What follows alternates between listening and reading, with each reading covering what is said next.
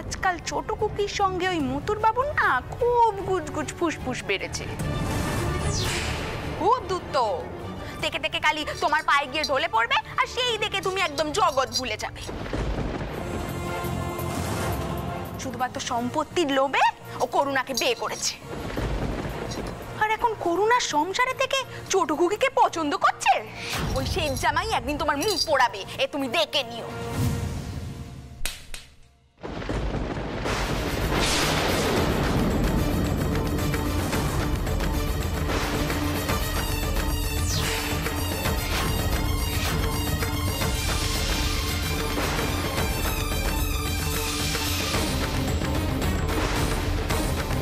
আর একটাও কথা নয় পদ্ম, আমি কিন্তু আর সহ্য করবো না। ছোট বৌমা,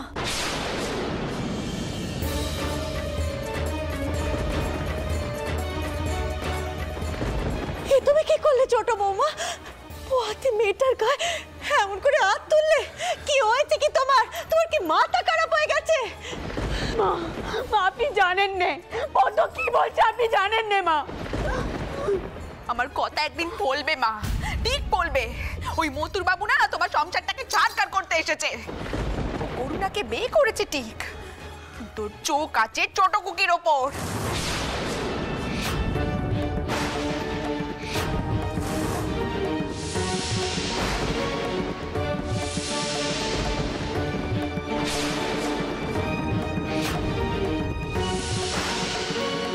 আর আমার কথা কানা একদিন তুমি মিলিয়ে নিও।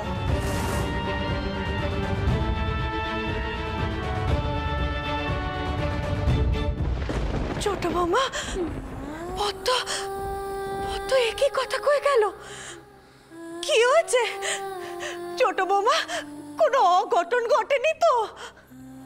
মা, ছোটকু কি আমাকে কথা দিয়েছিল সে কোনো কালে আমার মুখ পোড়াবে না।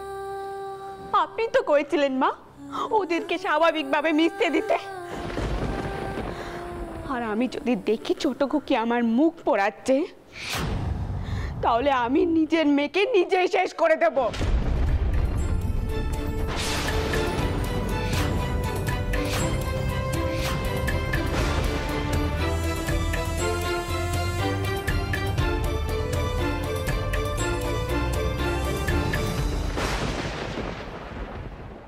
হে জনার্দন, এটা ওর আমার সংসারে এসব কি হচ্ছে?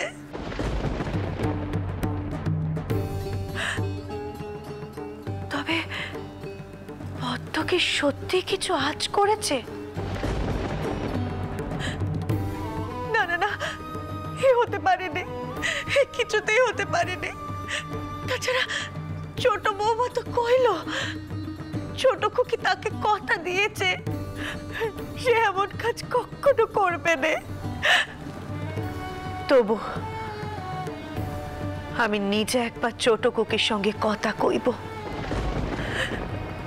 এই সংসারে যে মেয়েদের যত জ্বালাটা ওর, সব দোষ যে মেয়েদের ওপর গিয়ে পড়ে। আমি ছোট কুকিকে কইব সে যেন মতুরের সাথে বেশি কথা না কয়। তুমি রক্ষে করো ঠাউর, তুমি সবাইকে রক্ষে করো ঠাউর, রক্ষে করো।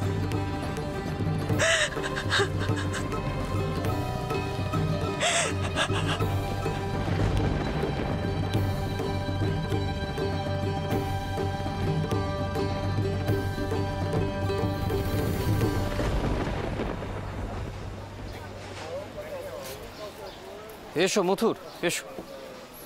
এই হচ্ছে আমাদের আড়ত, বুঝলে নায়েব মশাই। আরে আসুন আসুন। ওরে কে আছিস? এই বড় জামাইবাবু, সেজে জামাইবাবু এসছেন। বনবিহারী, যাও যাও ওনাদের জন্য একটু জল মিষ্টি নিয়ে এসো। হ্যাঁ হ্যাঁ, আমি এক্ষুনি যাচ্ছি। এত কিছুর কোনো প্রয়োজন ছিল না নায়েব মশাই, আমি তো এখানে নতুন আসছি না। আগে আপনি এখানে নতুন না এলেও সেজে জামাইবাবু তো এখানে প্রথম এলেন, তাই। বুঝতে পেরেছো মথুর? তার মানে এই আদর, আপ্যায়ন, খাতির, যত্ন সবকিছু সেজে জামাইয়ের জন্য, বড় জামাইয়ের জন্য কিচ্ছুটি নেই, তাই তো? আটামশাই, আমি কিন্তু আপনার কথার প্রতিবাদ করছি। দেখুন, আমি এখানে এসেছি আপনার সহকারী হয়ে। এখন আপনি যদি এমন রসিকতা করেন তাহলে যে বড় মুশকিল। নিয়ে এসো নিয়ে এসো, নিন আপনারা একটু জল মিষ্টি গ্রহণ করুন, আমাদের ভালো লাগবে। ও আপনাদের ভালো লাগবে না? তাহলে তো আপনাদের নিরাশ করা ঠিক না। মথুর, তোলো হে মিষ্টি তোলো। আপনি বরং খান আটামশাই, আমি একটু মাঝি বস্তি হয়ে আসছি। তুমি বস্তিতে যাবে কেন মথুর? বস্তিতে যাওয়ার কি প্রয়োজন পড়লো? প্রজারা কেমন আছে না আছে সেটা ওখানে গেলেই জানতে পারবো। আর মা সেই খবর জানার জন্য উদ্গ্রীব হয়ে আছেন।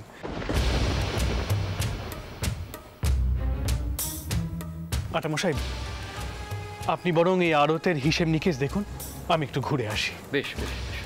সর্দার, চলো আমরা যাই। চলুন, এসো তোমরা এসো। হ্যাঁ বড় জামাইবাবু, বসুন বসুন, এই জল মিষ্টিটা রাখো, বসুন,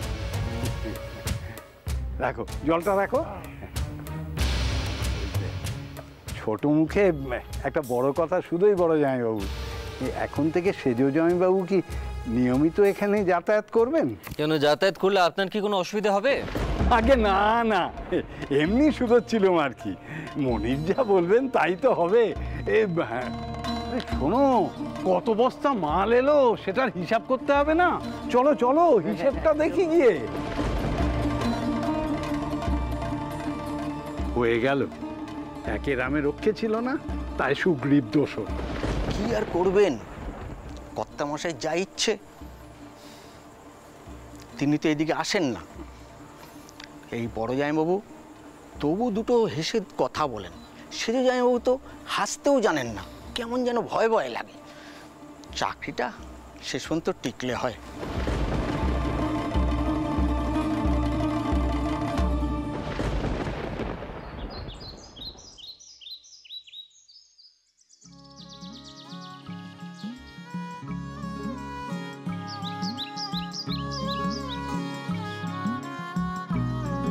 আপনি আজই এলেন এখানে কর্তা, মায়ের অশেষ দয়া। সত্যি তিনি সন্তানের মতন দেখেন তার প্রজাদের। দেখো মাঝি, মা চান এখানকার মেয়েরা যেন সুরক্ষিত থাকে, তাদের যেন কোনো বিপদ আপদ না হয়। আমি চাইলে এখানে পাহারা বসাতে পারি, যাতে বাইরের পুরুষ মানুষেরা এই ছাউনিতে না ঢোকে। তুমি কি বলো, এখানে আরও লিটেল বসাবো? এই যে সেদিনের পর থেকে আমরা সবাই মিলে এখানে পাহারা দিচ্ছি কর্তা। তোমার কোনো অসুবিধে হইতে দিব না মাই চাইল্ড। আমাদের সমাজে তুমি স্থান পাইবে, আমরা তোমাকে স্কুলে পাঠাইব, তুমি লেখাপড়া শিখিবে, তোমার ছেলের সব দায়িত্ব আমাদের। মঙ্গলময় প্রভু যিশু তোমাকে রক্ষা করুন। ওই বেটা আবার এসে বারণ করলেও শোনে না, সকলের কান ভাঙায়। ইদানিং আমার অহল্যার সঙ্গে খুব খাতির হয়েছে। God bless you, my child. God bless you.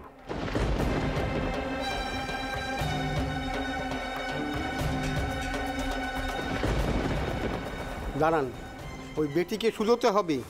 কি বলছিল? না মাঝি, ওসব করে কোনো লাভ নেই। জানোই তোর মাথার অবস্থাটা কীরকম। শোনো, তোমাদের যদি কোনো প্রয়োজন হয় তাহলে জানবাজারের বাড়িতে যেও, মা তোমাদের ভালো চান। জানোই তো, মা প্রজাদের সন্তানের মতো দেখে। সে কি আর আমরা জানি না কর্তা, সব জানি। মা আমাদের করুণাময়ী।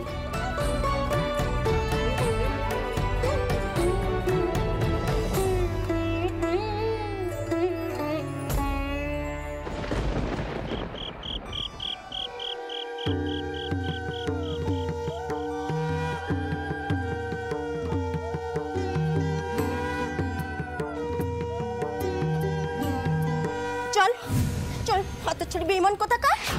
চল, নিজের মুখে রানীমাকে বল। জানেন রানীমা কি করেছো? ওর এত বড় দুঃসাহস যে ও গোপনে গোপনে কেরাস্তান হয়েছে।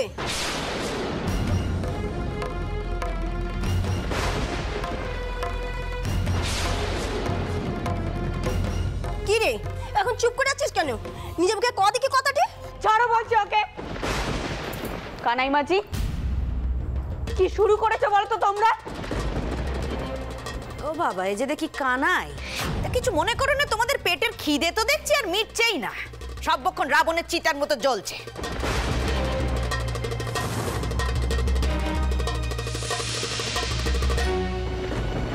তা আবার কি চাইতে এসে গোল বাঁধিয়েছো শুনি? মা জননী, আমরা তোমার নুন খেয়েছি মা। তুমি দেবদেবীকে ভক্তি করো, তোমার বাড়িতে প্রতিষ্ঠিত দেবতা আছেন। এই হতভাগীকে শুধাও তো মা, কেমন এমন অনর্থ করলো। বেঈমান, যার ধর্ম সব রসাতলে দিতে চায়। আমাকে বেঈমান কেন বলছো? আমি কি বেঈমানিটা করলাম শুনি?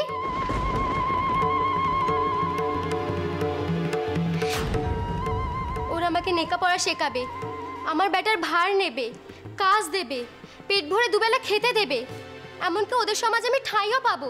তাহলে কেন পড়ে থাকবো এই হিন্দু সমাজে? আমি কেরেস্তান হয়েছি, বেশ করেছি, আমি কোনো অন্যায় করিনি।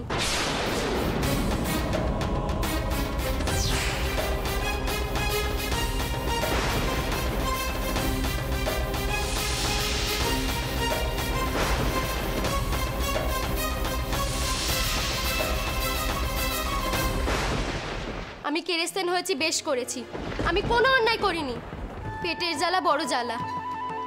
উমা, কি কাণ্ডি গো! একে তো কেরেস্তান এখানে এসো, আবার বলছো যে কেরেস্তান হয়েছি, বেশ করেছি। আর তোমারও কি কোনো কাণ্ডিজ্ঞান নেই? কিছু মনে করো না, একখানা বেদম মিপ ধম্মত্যাগী মেয়ে মানুষকে এনে ফেলেছে এই তুলসী তলায়।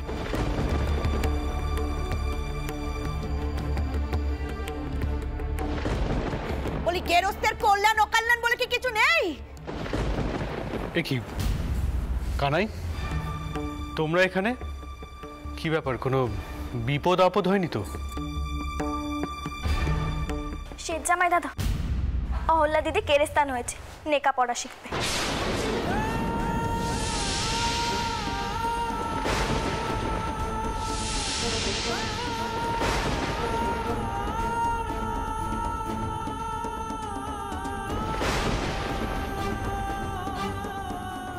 আমার দোষ নিওনি মা জননী, আমার কিচ্ছুটি করার ছিল নি। এই শয়তানি যে এমন ধারা কাণ্ডি ঘটাবে আমি ভাবতেই পারিনি। কেন ভাবনি গো দিদি, কেন ভাবনি? তুমি আমাকে এতটুকু মান দিয়েছো কখনো? কিন্তু ওনারা দিয়েছেন।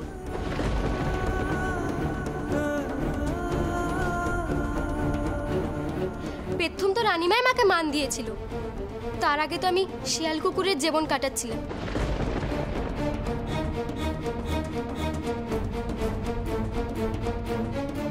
তোমরা কে কতটুকু করেছো আমার জন্য? ও ছোট্টাকমা, শোনো গো, চোরের মায়ের বড় গলা। মান্নি মানুষ এসেছেন আমাদের বাড়িতে, এখন তো ওনাকে পিড়ে দিয়ে বসতে হবে, যত্নার্থী করতে হবে, তাই না?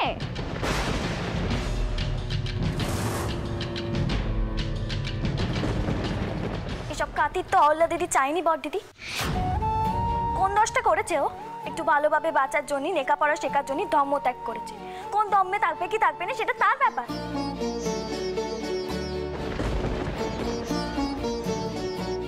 এই তুই থাম, বেরান থাকতে কেউ কারো জাত খোয়ায় নে। আরো সামান্য একটা বাহানায় জাত খোয়াচ্ছে, নরকেও ঠাই হবে না এর মতো পাপির।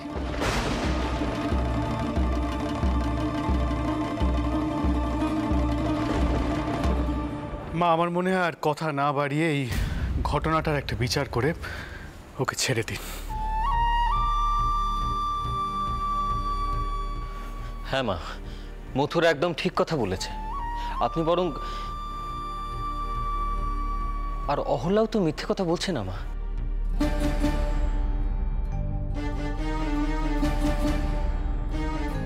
ও তো মাথা উঁচু করে বাঁচতে চাইছে, সম্ভবত মাথা উঁচু করে বাঁচার একটা পথও খুঁজে পেয়েছে।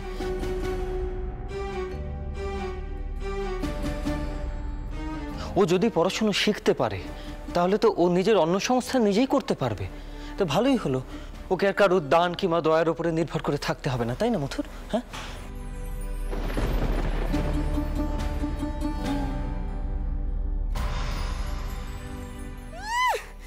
লেখাপড়া শিখবে, 14 গোষ্ঠী উদ্ধার করবে,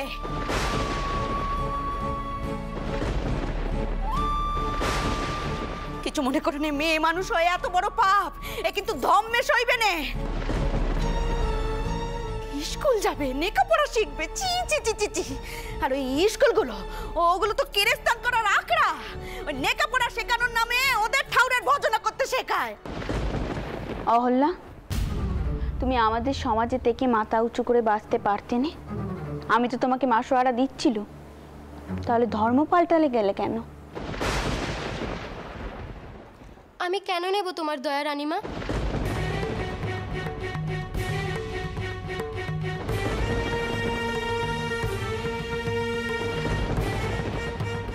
আজ মাসোহারা দিচ্ছ, কিন্তু কাল তো কইতেই পারো আমি তোকে দয়া করেছি, এইটা কর ওইটা কর, আমার কথায় উঠবস কর।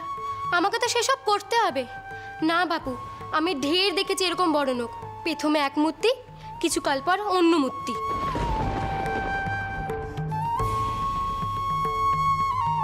কিন্তু অহল্যা, হিন্দু হয়েও তো তুমি মাসোহারা নিয়ে কিছু করতে পারতে, কি পারতে না?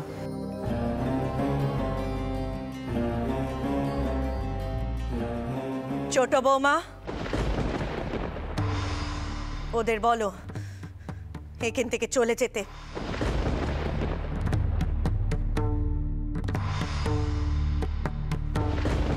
ওদের বলো এক্ষুনি যেন ওরা এখান থেকে চলে যায়।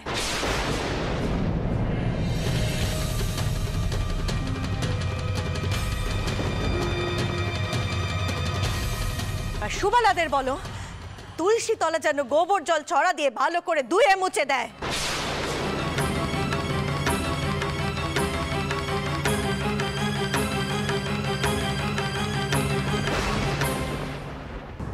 বড় বৌমা। হ্যাঁ মা।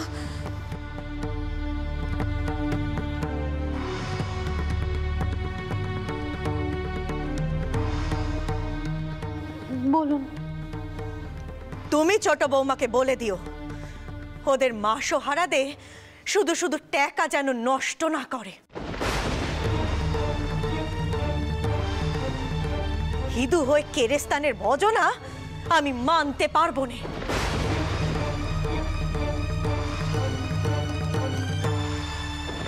তোর শান্তি হলো তো হল্লা? হ্যাঁ, তোর ওই মাসোহারার টাকায় আমরা সবাই একটু সুখের মুখ দেখছিলাম, তাও ভাগ্যিতে সইল না। চলি গো মাজরনি, আয়।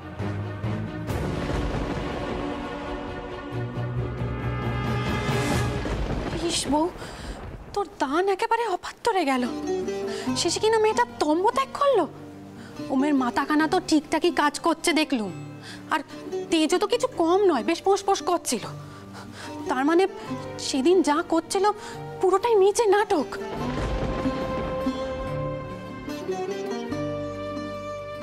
নাটক কেন হবে গো বড়মা? একটু ভেবে বলো তো, ও কি এমন দোষ করেছে? ওর অসুবিধা হয়েছে তাই সে নিজের ইচ্ছে মতো ত্যাগ করেছে। ছোট কুকি, তোর খুব মুখে মুখে কথা হয়েছে তাই নে? যেদিন আমার হাতে পড়বি না সেদিন দেখিয়ে দেবো আমি তোকে। খুব তক্ক কথা শিখেছিস না তুই? হ্যাঁ, এক্ষুনি ঘরে যা, ঘরে যা আমি কইছি।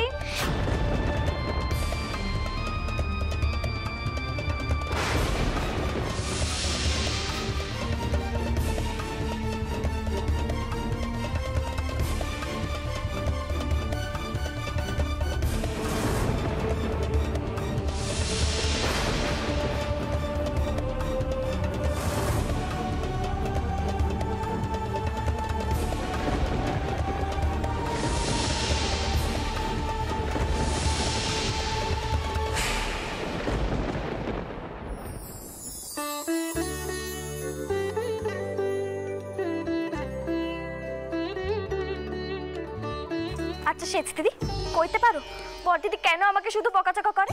একটা মেয়ে লেখাপড়া করতে পারছে, মাথা উঁচু করে সুস্থ জীবন কাটাতে পারছে, তার জন্য যদি কেরেস্তানে হতে হয় তাতে দোষ কি?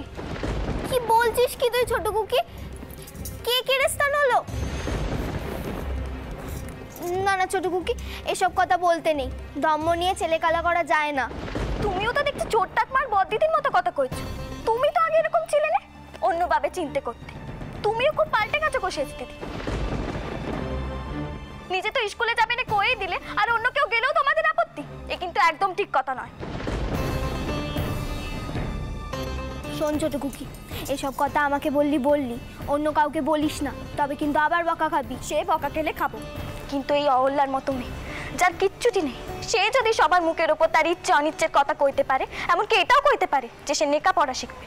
অহল্যা দিদি স্পষ্ট করেছে ভদ্রলোকের জীবন পাবে বলে সে কেরেস্তান হয়েছে। তাহলে আমি কেন বাবা মশাইকে কইতে পারি না যে আমার ইচ্ছে আমি স্কুলে পড়বো? কিন্তু ছোট কুকি, এই বাড়ির কোনো মেয়ে এর আগে এমন কাজ করেনি। আমি না হয় সেই কাজ প্রথম করব। আমি স্কুলে যাব, তুমি দেখে রেখো সেচ দিদি, আমি স্কুলে যাবই।